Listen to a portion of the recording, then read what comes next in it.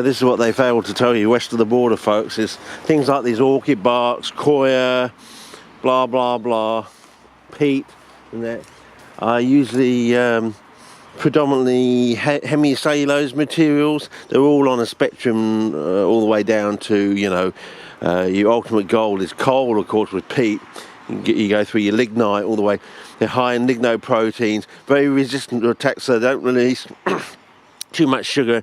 In cases of peat, the highest micronutrient is, of course, copper, which promotes, you know, fungi like Penicillium, which will chew up, you know, because fungi love sugars, you see, so they'll chew any sugars. So you end up with a low sugar environment, you see, and their red organism doesn't like sugar, you see. So, and of course, fungi and are related to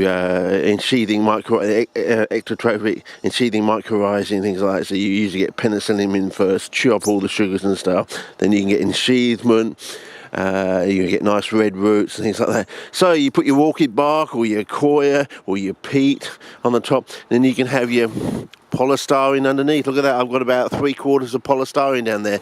Another thing they don't tell you, if you put polystyrene in the pot, it'll take up half the volume of the space. So in other words, if you filled it, a 10-litre bucket up with polystyrene, 5 litres would be the polystyrene, the other 5 litres would be the void space.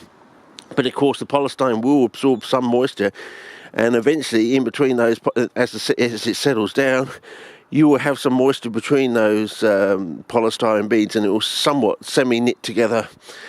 So it's not quite what you think it is. I can't use polystyrene in my pot.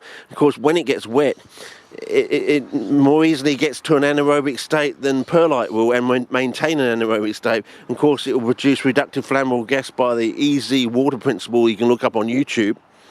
And that reductive flammable gas will go up through the medium, and it will go through your, because it's lighter than air, of course, will go through your bark chips, so you go through your coir, your peat, whatever.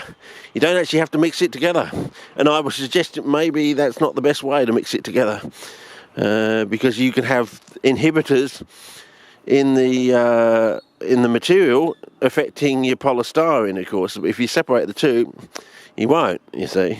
Of course, things will go down and up the pot, but, you know, keep that in the back of your mind. Also, you have a lot of charcoal in your pot, it will stay a lot wetter, therefore more anaerobic. As you can see, we've got half charcoal, half poly. We've also done ones where we've mixed the two 50-50 throughout. And we got ones with just a thin layer on the top, about 2 inches, and then we just got sand with poly. So from all these experiments, I think we'll see some interesting results over time.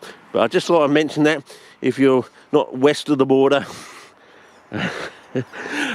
some information. So I think we'll do better than that. If it focuses, probably won't, over time, because that's just bark chips on the top of sand. Bark chips on the top of polystyrene, I think you better stand back, okay?